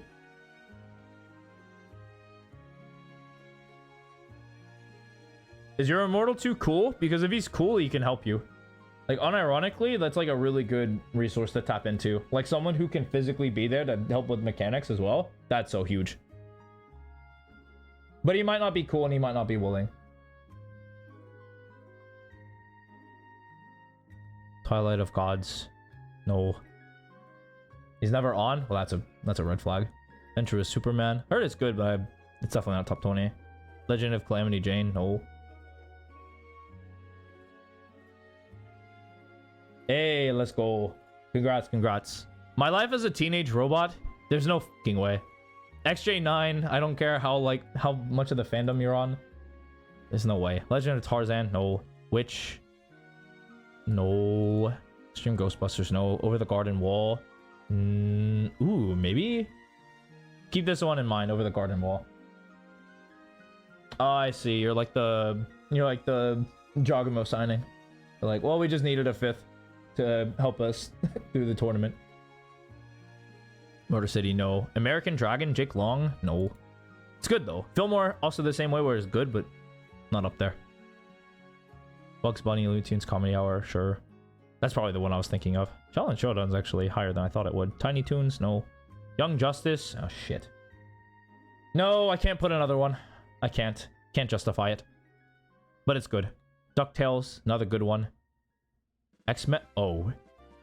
Oh shit. Did we scroll past Bugs Bunny? You did, but I put it on here. Welcome back, Raven. Fuck, I want to put Ed and Eddie on here, but I know I shouldn't.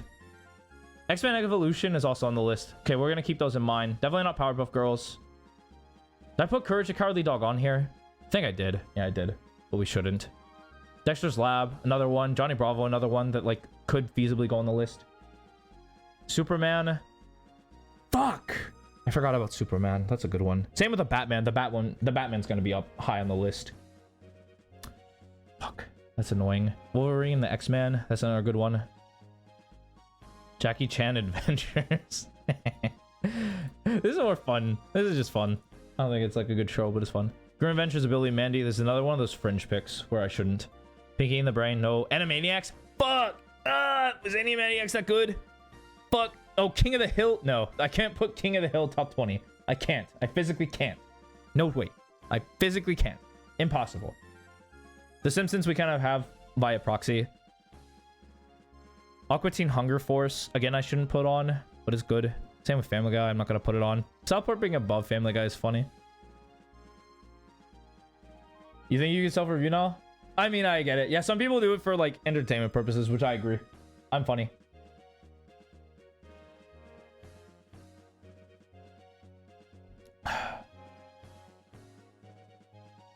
All the Sweats graduated. I mean, fair. Easy League, easy money. Robot Chicken is this high up? What the fuck? This was not a good show. What the hell? Okay, sure. American Dad, I don't think is good either. Titan Maximum. I haven't seen this. It's so high up, but I haven't seen it. Why is it so high up? Good lord. Rick and Morty, no. Detentionaire. What? What the fuck? I've never seen this. Is this good?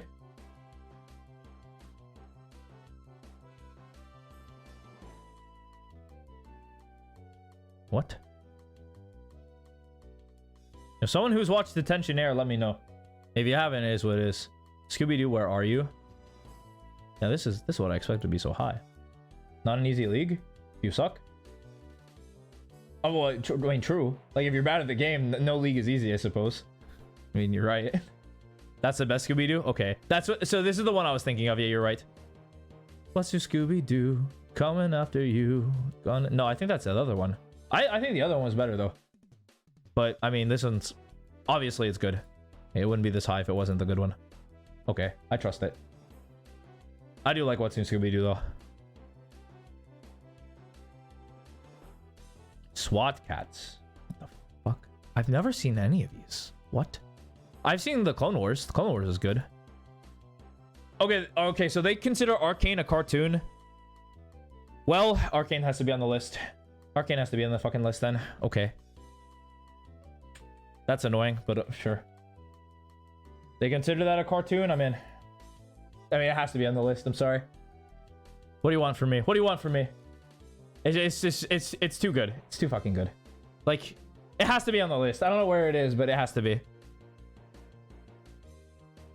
The Blood of Zeus. This seems like something I would love because it's Greek themed, but I haven't seen it.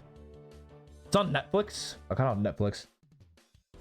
I'll pirate it. I don't care. Invincible. Is Invincible top 20 though? Ooh, Arcane was an easy decision. I don't know if Invincible is an easy decision. How many spots do I have left? I have 3 spots. Invincible? Ooh. Oh god, that's a tough fuck. We're gonna scroll past it, but we'll come back later. The Legend of Vox Machina. Oh shit. This counts too? I heard this was really good. I've heard nothing but praise for this show. Is it top 20?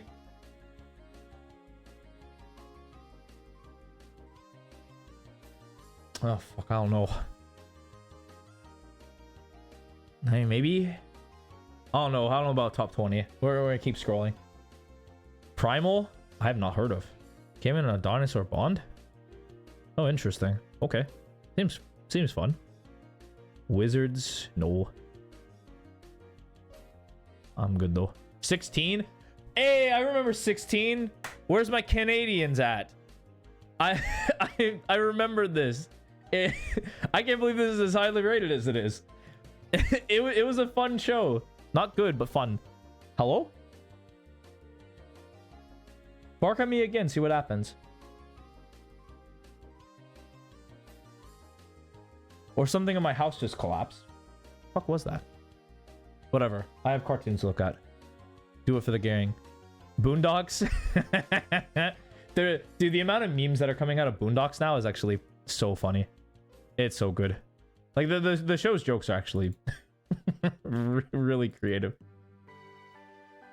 Thundercats? Holy fuck, dude. I haven't thought about Thundercats in so long. Oh my god. I can't put it top 20, but it's definitely top, like, 50. I love Thundercats. Such a good show. Tron Uprising. Haven't seen, but I can understand if people like it. Final Space, also haven't seen. It might be good. Voltron, Legendary Defender. It's like, fine. Books have been purchased. Got him. Hey, there's a Legend of Korra. I still think this is top 20, but 29 is fine. Castlevania? Oh, shit. That's a good show. Top 20, though? Fuck, I don't know. Probably not. 3 Below, Tales of Arcadia. No. Rapunzel's Tangled Adventures, no. But I've heard good things about this show. There's actually a song I know from it. Danny Phantom. I knew Danny Phantom would be the one to be, like, up here for Butch. Codename Kids Next Door. Kim Possible. Oh, fuck. Oh, yeah, we're getting into the good territory. Like, really good territory. Shit. Huh. Fuck, does Codename Kids Next Door deserve? Oh, Kim Possible's good, though. Shit. Fuck. That's such a good show. Fuck. Man, I don't know. Okay, we're gonna keep scrolling. Star Wars, Rebels, and the Clone Wars. Oh, this Clone Wars show was so good. Oh, is it top 20? Fuck. This is so hard. It's so hard. Alright, keep Kim Possible, Clone Wars, Kid Next Door, Online, Castlevania as well. We might have to call the poll.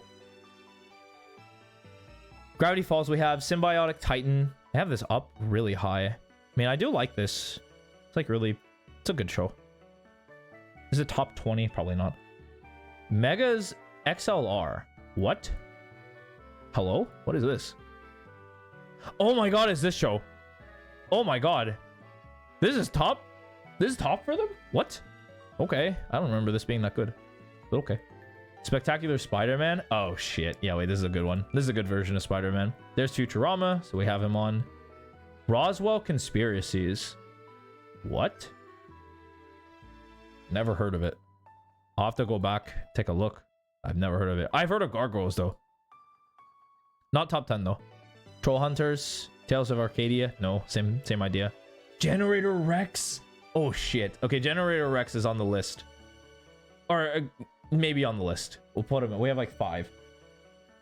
Ben 10, we have Teen Titans, we have Teenage. Okay, so we do have to put Teenage Mutant Ninja Turtles, the classic though. Is classic on here? Okay, I did a lot of scrolling there. This is the other one. I feel like it's classic instead. We have Teen Titans, Batman Beyond. I don't want to add too much, like... Man, the Avengers Earth Mightiest Heroes is good too. Fuck. I can't say yes though. I can't say yes. I already have Justice League. Mystery Incorporated? Oh yeah, a lot of people like this one, mostly. It's good. I can't believe Total Drama is all the way up here. That's crazy to me. There's no way that this show is like that good. From what I watched, it was a fine show. But it is not top like 20 material. I can't believe Avatar's not number 1. That's already crazy. Samurai Jack deserves the spot. And then of course Batman the Animated Series is really good. Like it is what it is. Thank you, Kona Zero. Alright, so we gotta make a decision here. I'm gonna add a list. I'm gonna add names to the list. So we're gonna run Teen Titans. Or excuse me, Teenage Mutant Ninja. So TMNT, classic version. We're gonna add Kim Possible. Then we're gonna add. I'm gonna add the Avengers Earth Mightiest Heroes because it's actually good.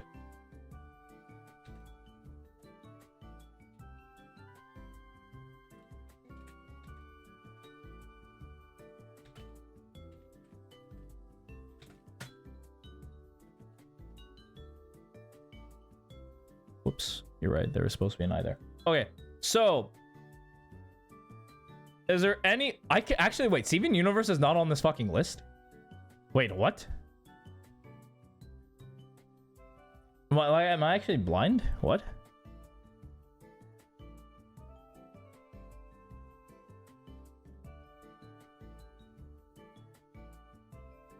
They get banned? Like disqualified? What happened?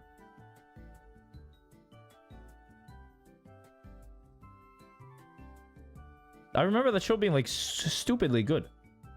Not even like biased, because I actually didn't like the show at first. Really? Like love it or hate it? What? Like if Dota is like Dragon's Blood is on here, like surely. What? At least put it like 150 or something if you hate it. The fact that it's not even on the list is crazy. What? That's criminal. Phineas and Ferb being that low is kind of interesting too, just to say. Okay, well, is what it is. All right. All right. Anyone? Also, regular show's not on the list. Amazing World of Gumball's not on the list. That's crazy. All right. So is there any frauds among us? Any frauds? Will fit. Well, I feel like this is bad now. I already have it so fucking big. I don't give a shit about Outlaw. That's staying no matter what. Is there any that we have to the coal? Are we coaling any of these, or are we okay with this?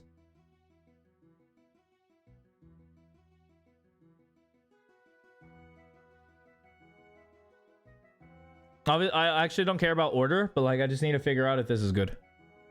Like, is there any that we'd cut?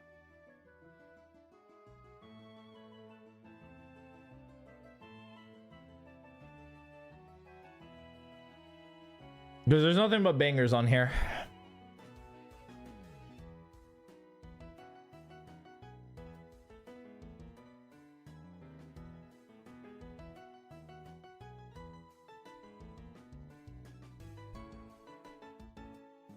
The only name I see that couldn't be removed is Kim Possible, but then I ask for what? Like, Kim Possible for what? Like, what's the trade? You don't feel qualified? I mean, fair.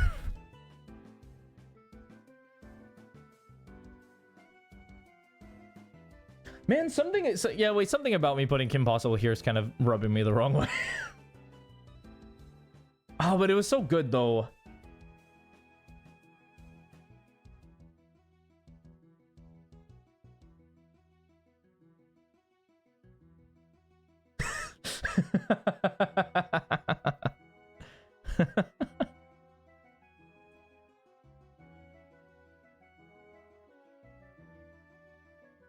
It's just fuck. The Clone Wars show is actually so good. Like, unironically, it's one of the best shows out there. Same with Codenames Kid Next Door. I actually think this is really good. But there's this show has like a weakness that I can't ignore. Whereas like they underused their villain so heavily in some cases. And some of them they were like perfect. Man, we gotta get in deep. Fuck. Man. Fuck, I don't know. The Clone Wars can also just... Man, I remember this being a goated show. Fuck, I remember Kim Possible so good. I'm stuck between a rock and a hard place. Clone Wars? I know, like, you and Raven are like Clone Wars for sure. But can I get rid of Kim Possible? Ah, fuck. Man.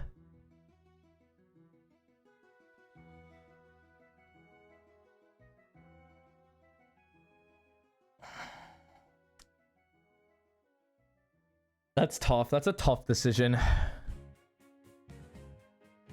Is there any other one we would get rid of? Or is that it? I feel like every other one fits, like, perfectly.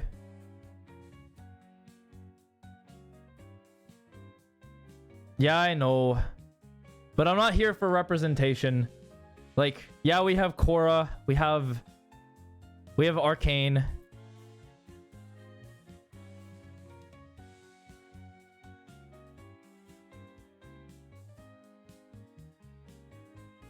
Yeah, in terms of like main characters, definitely not a lot of females on here.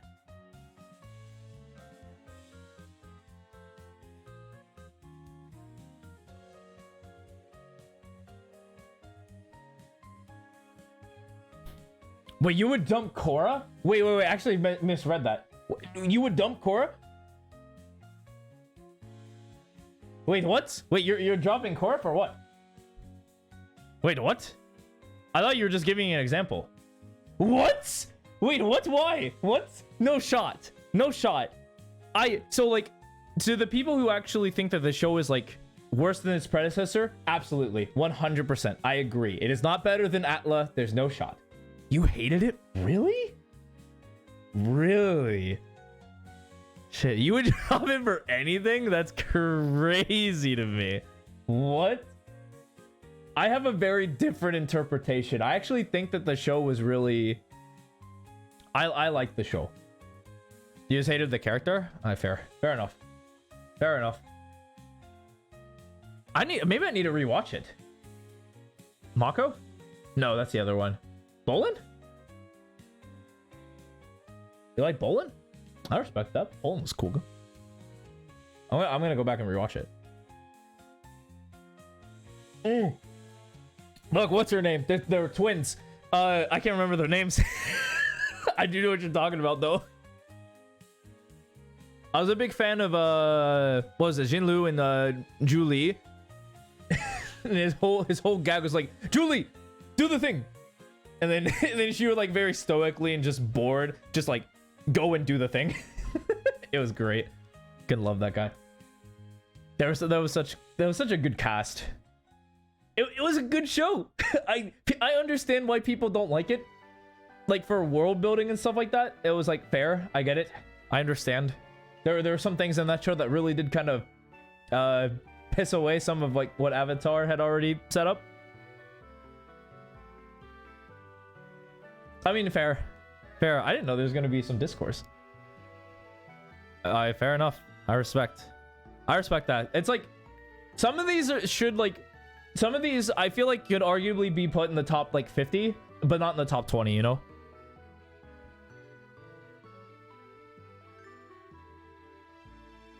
Fuck. I knew this was gonna be tough when I made it too. Cause like I got to like here and then I was just like, what the fuck else is there?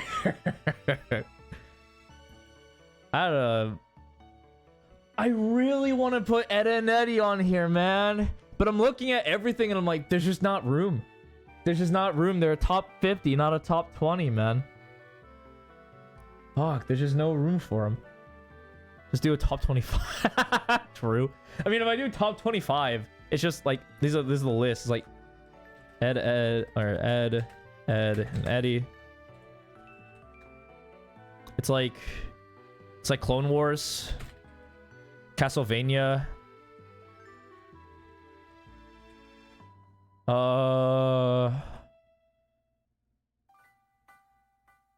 Who the fuck else?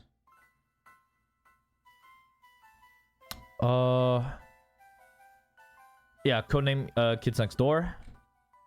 Candy. Let's see. Who would be top 25? What's one that I missed that I should have? The Boondocks? I kind of want to, but I don't want to at the same time, you know?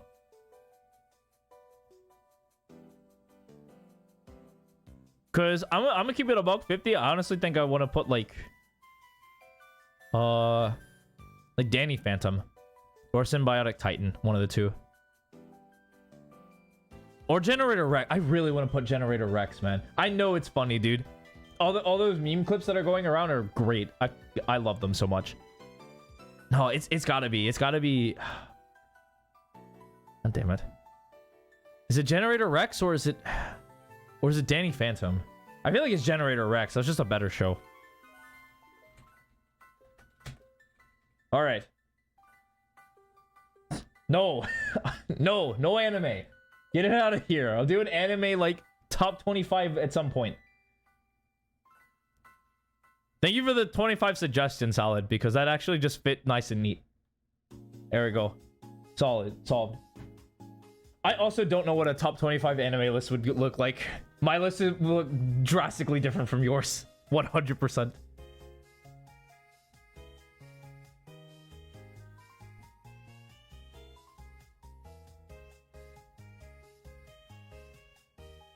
All right. We're happy? We're happy with 25? Common side effect was good? What's common side effect? Here, wait.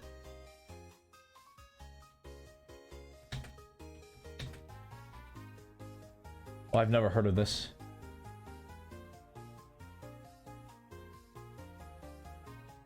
I'll have to look into it. Yeah, I haven't seen it. I'll look at it. I also wanted to put the Smiling Friends, but like as I kept putting shows on there, I'm just like, damn, I really can't put it. Fearing going straight to the top? No. Like I said, my list will look way different from yours, I promise. Okay, I'll give you a little like teaser, I suppose. Cause I'm not saving this, I don't care. I'm not saving this. Who gives a fuck? So let me be very front in saying this. What's the Japanese name for this?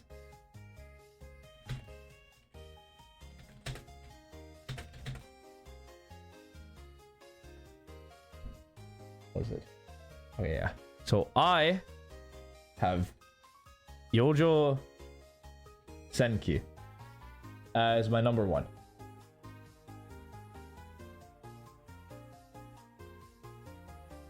The remake of Ghost in the Shell? Damn. What, like 20 years late? What?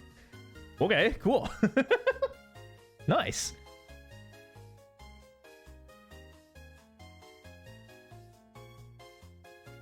But yeah, so this is like number 1. And then like I literally said for the last, like, for the this one is, I don't care who you are. This is just my number 1. It's fine. I don't care. You're never beating this in my mind. That's like, this is my Atla for anime. But then 2 through 25, I have no fucking idea, man.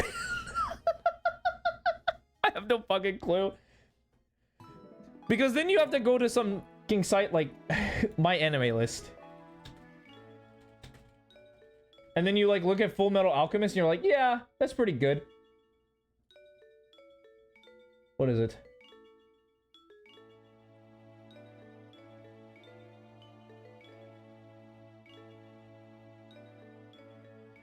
Oh my god, it is Furin. That's top. What the What? You're right. What? What?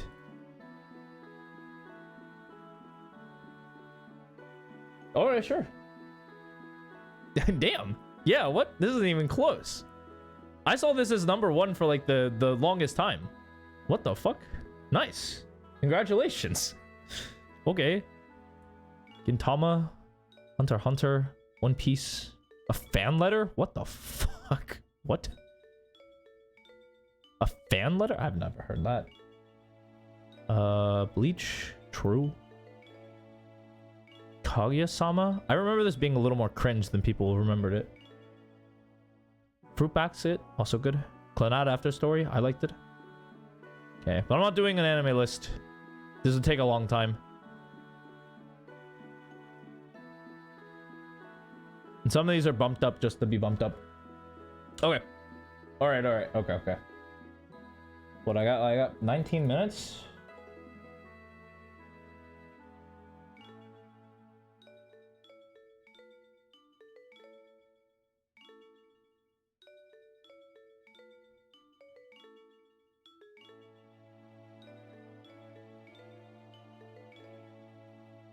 All right. I mean, I guess I can open up a Q&A. Just ask anything. I don't give a fuck. just go wild. I don't care. I got 18 minutes to burn anyway. And then it'll be like... Then I have to go to bed.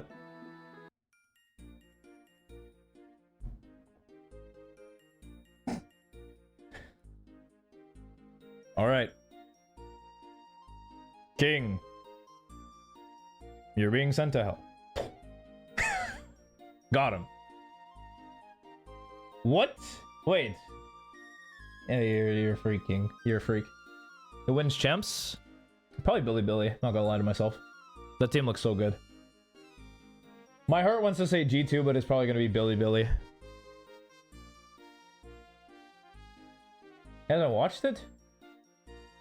You have to watch the show before you like cast your judgment. I said there's some that I just haven't watched and I couldn't like give a fair judgment of it. Have I watched Dororo? Yeah, I have. I've seen it. I like it. It was good.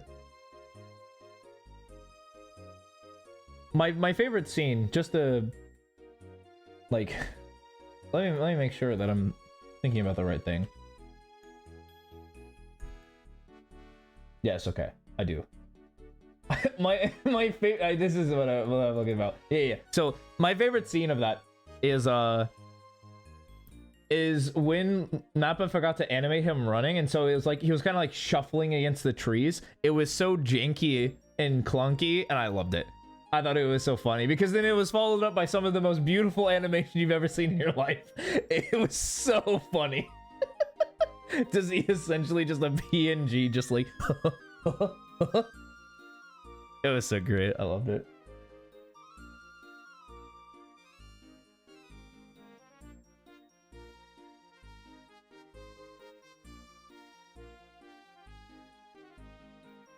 I mean, I guess I can pull up my predictions.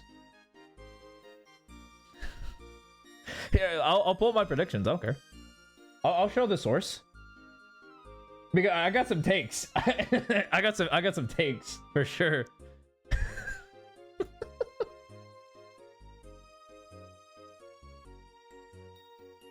Did I see the one anime that uses a bunch of PNGs? No, I have not. I haven't actively watched a lot of anime recently. I did win BLG. Indeed, I did. My group 1 makes sense. I think my group 1 makes a lot of sense. You know what it's called? Ain't fair. I really want to learn Japanese before I get like too deep into anime again, because I just want to experience the medium as the medium. I like really want that to be the case. You trust NRG? You can take him. Excuse me. Oh, well, I don't think I did. Yeah, what was my pick'ems? I remember I was like crazy. Yeah, so I have PaperX, Giants, RRQ, BLG, Team Liquid, DRX, and then G2, DRG. I don't know why, but I'm like really leaning into APAC and China right now.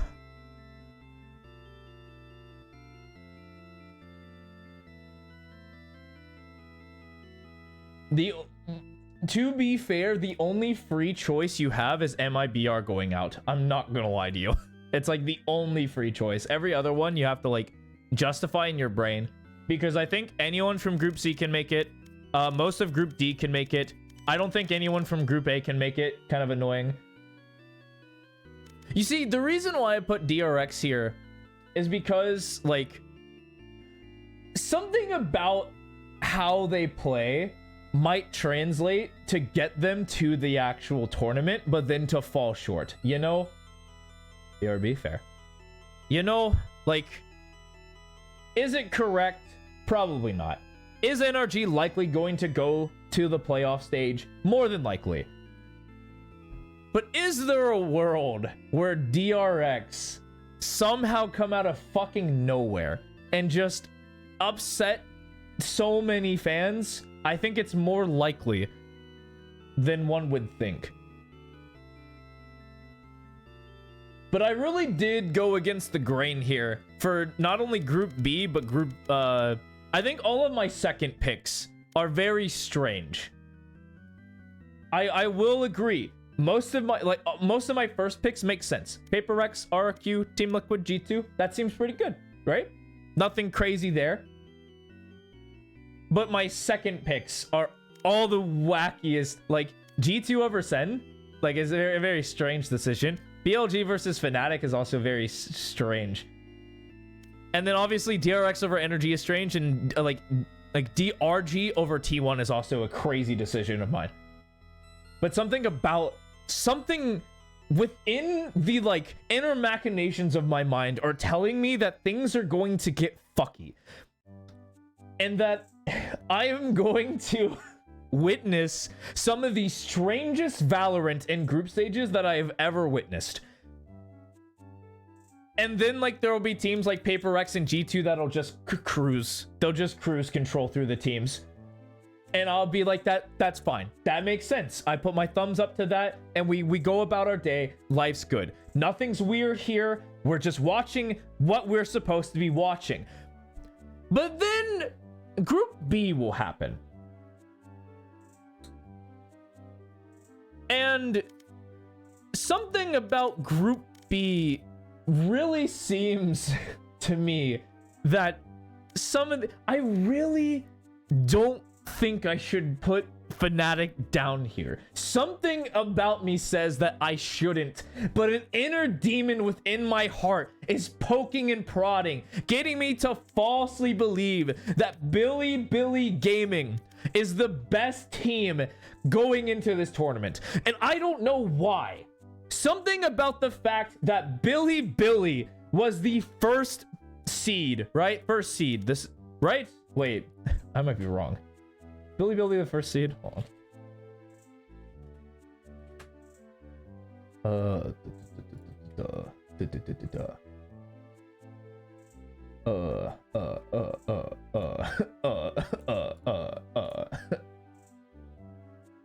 Ooh, we'll go to China. We'll go to China stage 2. Thank you. It was Billy. Okay, it was Billy. Okay, it was Billy. So I had a rinse through my heart that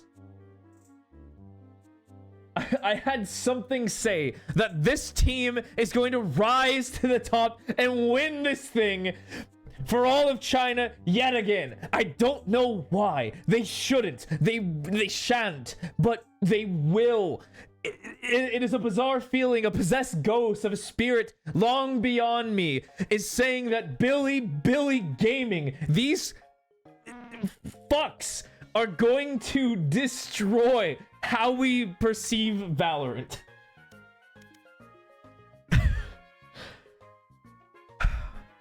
And then DRX is gonna win the whole thing. And everything's gonna go into fucking pandemonium, bro. Everything is going to fall apart when DRX wins this entire event. I'm telling you, this team will come out of fucking nowhere and win this event. It'll be so fucking cringe because they barely scraped in. They haven't played. They look bad. Incomplete, out of sync. Everything about the team screams they're gonna be a first round exit. But then they're gonna come in and play some of the best Valorant that they've ever seen in their entire lives. Like, they hired like every single professional aim coach. Their coach finally wakes up from his long nap, and it's like, oh my god.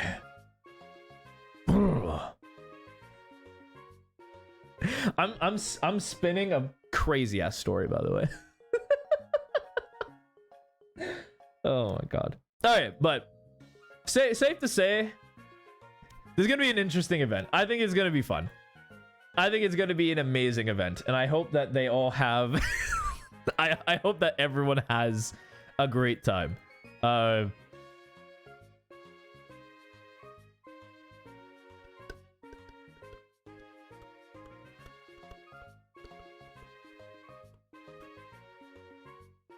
Yeah, I know, it's crazy, right? This is the team that I've historically just, like, never believed in. Like, I've never showed any remorse to DRX. I think that that team is a serial choker team, and that they're incapable of winning. But every single time I'm like, this team's going to the finals. They're going to the finals. I'm crazy. Something about me just screams that I'm crazy. Yeah, I do bet against NRG a lot. I do bet against NRG a lot, I'm not gonna lie to you. Nothing against this team, too. Like, you can physically, like, I think anyone from Group C can go forward. I think that this is an open slot, and this is probably the hardest group to, like, correctly guess.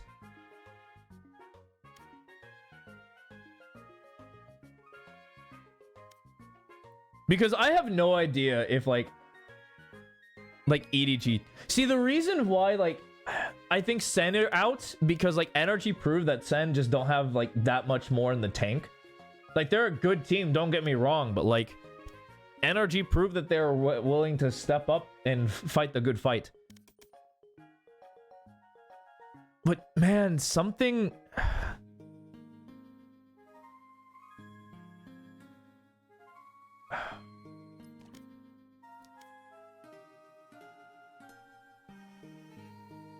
It's really hard to gauge the relative strength of regions throughout an entire group stage, despite what the International will say, because the International says that Paper Rex Wolves were good and G2 were great.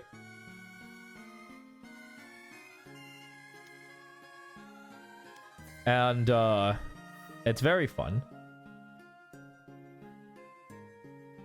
But obviously, I think Pacific is still the strongest region, just in general. So I have 3 teams from that region going forward. Would I be crazy to add the 4th? Probably not. I think T1 could be in this spot.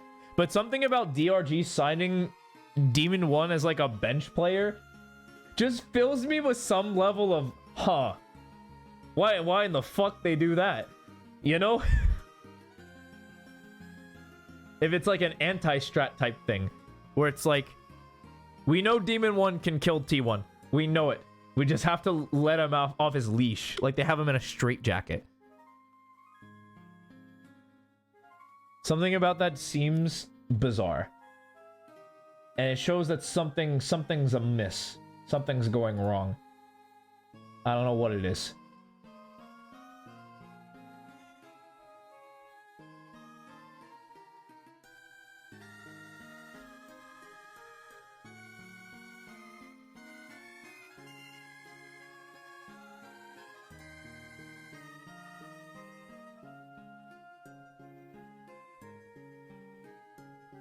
God.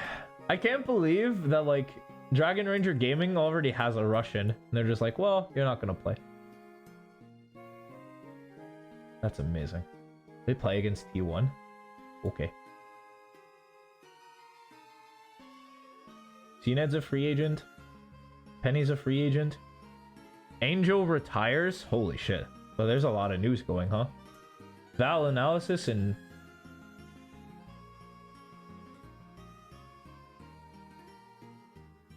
Yeah, Val Analysis just said nope. See you later. Damn, okay.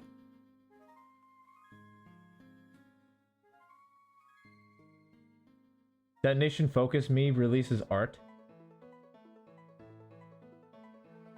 Wait. Wait. What?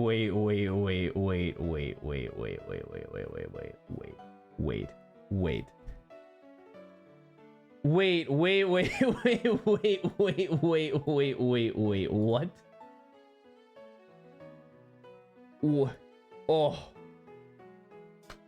Okay.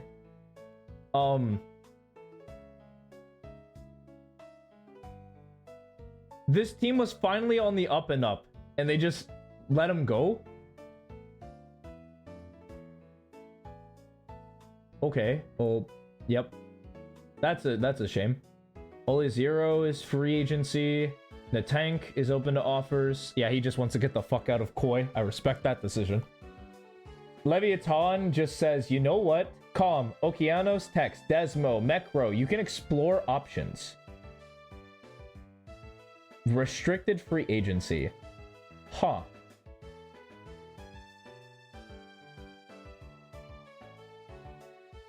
Okay.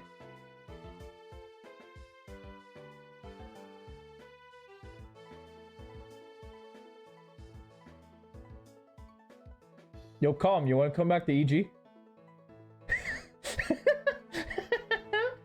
Yeah, Lev just was like, you know what? You guys can explore your options.